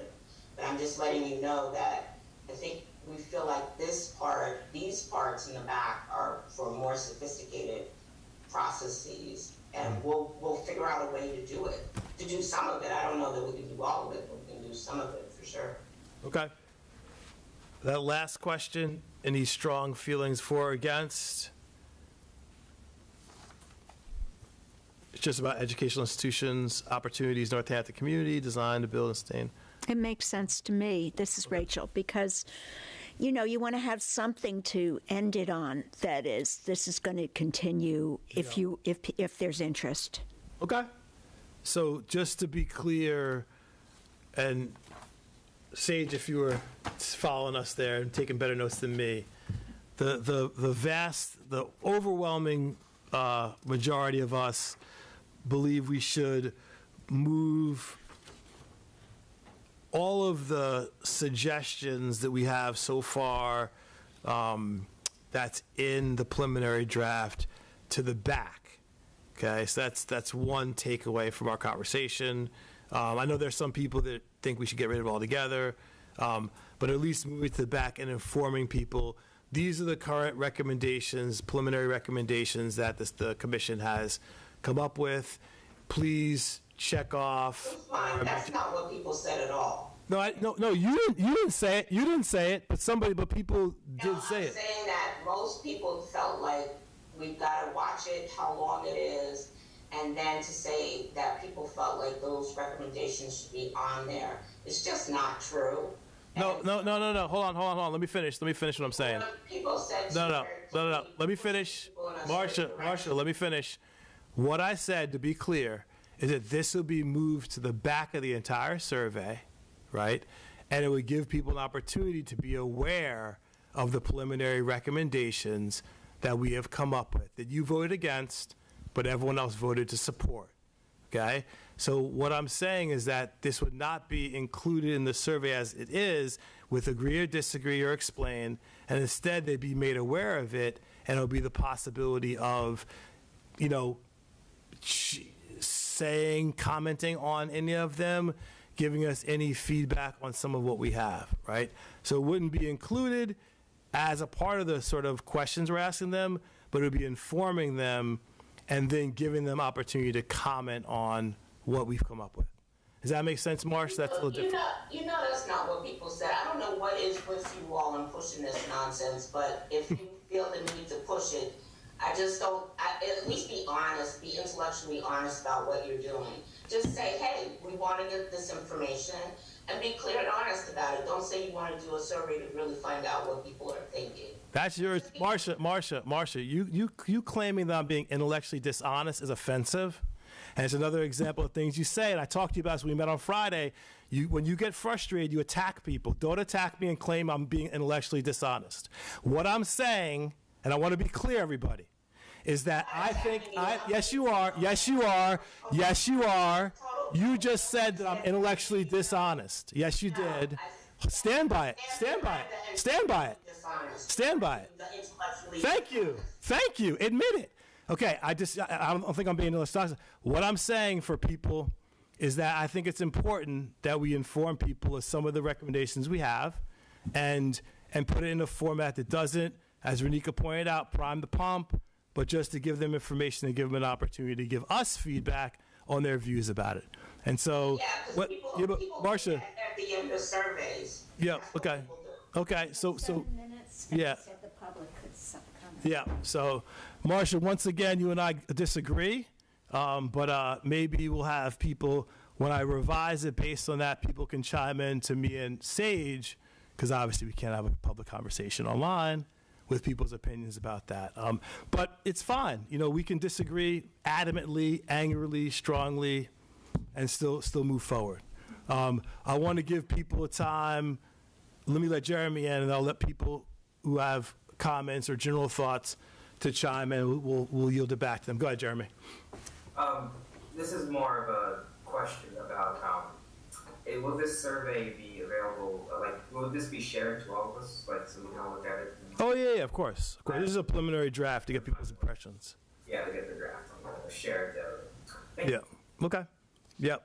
Bill, go ahead, and then we'll let the public in. I just want to go back to something. I do support the idea of putting the specifics with regard to the preliminary report towards the end of the survey. I think that's a good idea. I also think it's really important that people have a chance to comment on them. I just want this to take 1 minute to go back to something that Marcia had brought up with regard to the deeds and the mortgages. Mm-hmm. And this goes back to, I first raised the issue in the report that I drafted for the July meeting and then the August meeting and then the September meeting. Yep. And what we said in our preliminary report, this is on page 27, with regard to these covenants, the Hampshire County Register of Deeds should complete the task that Register Mary Olberding has initiated to purge the extant racism of these deeds. Mm-hmm. And then it went on to summarize what had happened and how this came to be. And let's be really clear, I had absolutely nothing to do whatsoever with soliciting the attorney who was doing the work. And here's what we said in our report that we unanimously adopted, and which, as far as I know, is completely accurate. As a consequence of this commission's inquiries, research, and deliberations, the Real Property Committee of the Hampshire County Bar Association has met to consider appropriate remedial action. Register Olberding and the Northampton-based attorney Peter Irvine, a member of the Hampshire County Bar Association Real Property Committee, have been formulating a remedy that will prevent racist language from being repeated or incorporated in future conveyances, and to, in effect, repudiate such language or incorporation of such language in present deeds. Register Olberding has informed us that she expects the remedy to be put into effect beginning in early 2025. Okay. That's what happened. I did not do anything without involving this committee or commission. This was a matter of the Real Property Committee of the Hampshire County Bar Association. I did not meet with them. I did not talk to them. So I did not deny any knowledge that I had to this commission. That was unfair. She said that, Marissa, you made a suggestion. This is what the lady told me. I had nothing to do with this project. I just got familiar with it because I was like, well, what is going on with this? I don't understand. So I asked for a meeting with the lady. Yep. But you know what? It doesn't really matter. The bottom line is, y'all are just gonna push whatever you want. It doesn't matter what the black women or the black people have said about this. You're just gonna push, your agenda. So just be honest. That's all I'm saying. Just be honest. Like, okay. We're pushing Thank our you. agenda, period. Thank you. Okay, so let's move to get some feedback. Unless Felicia, you have something passionate to say real quick, because we're running out of time, and I did say that I'd give some people some opportunities to give feedback. Yeah, go ahead. The only thing I want to say is that I feel like I'm noticing harm that's happening right now within this meeting, and so this is something that I do think that at another meeting we can discuss. And I think that there are some, big generalizations that are happening, and people are getting really defensive about it while being called out and naming the thing. And this perpetuates the very thing that we're trying to research and do. And so at some point, I don't know if it's Robert's Rules of Order or what we need to do to cultivate a safer space or environment, because there is attacking that's happening here. Yep. Thank you. All right. We said we would give them some time. Tom, I see. Bill, do you still have your hand up, or is that from before? I think that's from before. Let's go Tom, Judy, and then the last person who I can't tell who that is, but go ahead. Go ahead, Tom. I just want to make a few observations with a little bit of history and a little bit of what I see happening tonight. The whole idea of a survey we brought that up in the Northampton Reparations Committee 4 years. And the idea was to find out how black people, African Americans, experienced harm in Northampton. It didn't happen, listening sessions didn't happen, so you all didn't get the harm experience, but you moved into the reparations and the recommendations. Yep. Now I understand it's very important to do a survey to find out the harms. I would keep the survey just for African Americans, because that's who we want to find out what harmed and what the harms were. You spent the next 16 months coming up with the recommendations. I would put the recommendations in there because no one else but you guys did that work. Yep. Now, it would have been good if it had been based on a survey of harms, but that didn't happen. Yep. So do the survey, tell people what the 16 months of a commission has come up with, because you're the only ones that studied this. You're the only ones that have become the closest to experts of what recommendations could be, looking at Evanston and San Francisco. You did a lot of that work. Okay. So I would say do a survey of black people only, because you want to know what their harms are, and then tell them, we've been working on this, here's what we came up with, and then say, what else would you like? How do you feel about these? I think they need to be out there. That was the work you all did. Okay. Thank you, Tom. All right, Judy.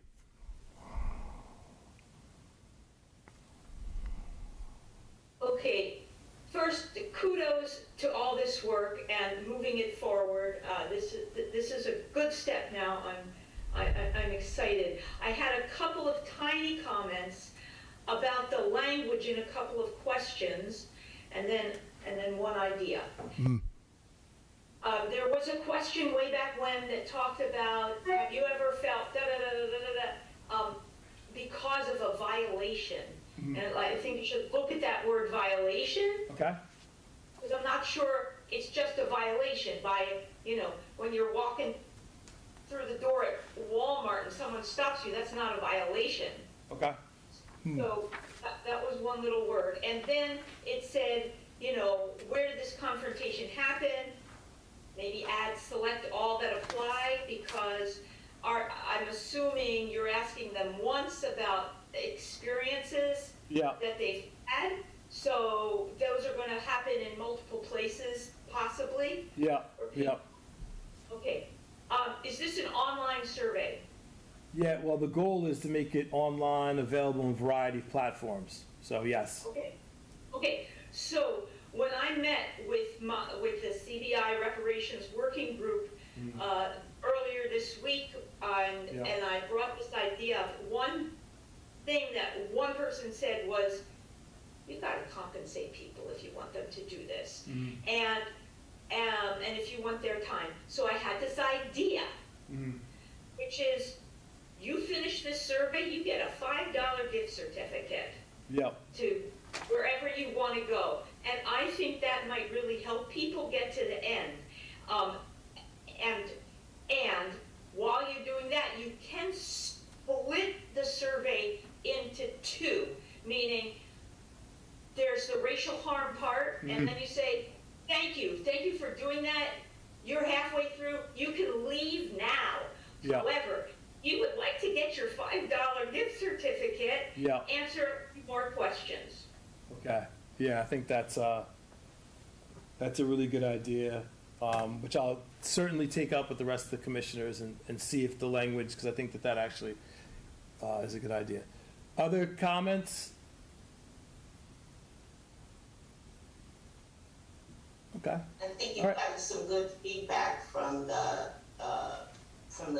folks in the community, but I want to just make sure that we're clear. The people that we're hearing from, there's no black people here. So when we're doing all of this, and I think part of the reason why Tom said, hey, let's get the work done from black folks, is because we haven't had that many black people present. And why, I agree with him. I don't understand the need to collect it from white folks. That's why I'm like, we don't need to throw all this stuff in there. We just really want to get a first blush. Hey, what are some of the things that you thought about? Have you thought about reparations? Is this, you know what I mean? That's why I'm trying to keep us from pushing people in a certain direction, because we haven't made this commission that public yet. Yeah. So, you know. All right. But I think to talk about the report is, let's talk about the report, but let's stay focused on, like Tom said, the issues that are focused on Black folk. And I don't know why that's so difficult to say or understand. Okay. Thank you. Felicia, I think you're going to get, sorry, Judy, I think Felicia got the last word because we are 4 minutes over time. I'll really take just, I just want to, for the record, I want to say that I disagree that it should be just distributed to Black folks, in part because if there's something that folks have witnessed, that can be reported through this. I think that there's a number of reasons why I would disagree, but I just wanted to say for the record that I think that it should be distributed across all races. Yep. Okay. All since Northampton. All right. As I said, this is just, I prefaced it, everybody, by saying to me, this is, surveys as a tool is very, it's limited. In-depth interviews, other things are in my view, much more useful for getting engaged in the community. We have several items we did not get to, unfortunately, but it's par for the course.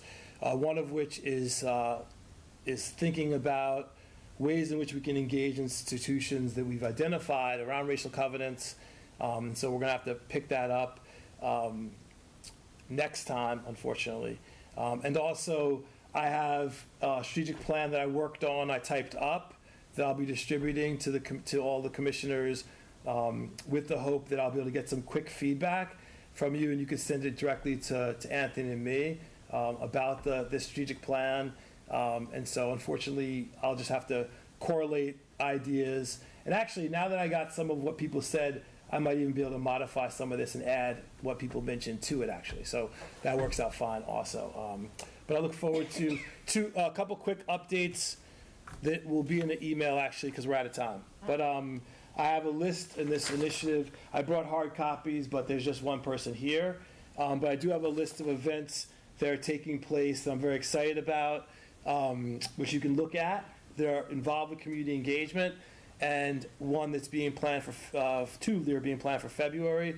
So y'all can look at that when you get to that. But otherwise, as I said, I'm a little disappointed I get a chance to really go through it with you. But again, y'all can read what's there and then comment on it, because it's not all that complex. So, do I have a motion to adjourn? Yes, please. All right. Motion is on the floor to adjourn. Bill Newman. Yes. Felicia. Motion Yes. to adjourn? Okay. Jeremy. Yes. I don't think Marissa got on. Marcia. Yes. Who's from Power Green? Yes. Renika? Yes. Rachel? Yes. All right. Thank you all for your time. Thanks for being with us for 7 minutes over. For your feedback, I'll get working on this and try to turn this around to you all really soon. So, all right. Have a great night.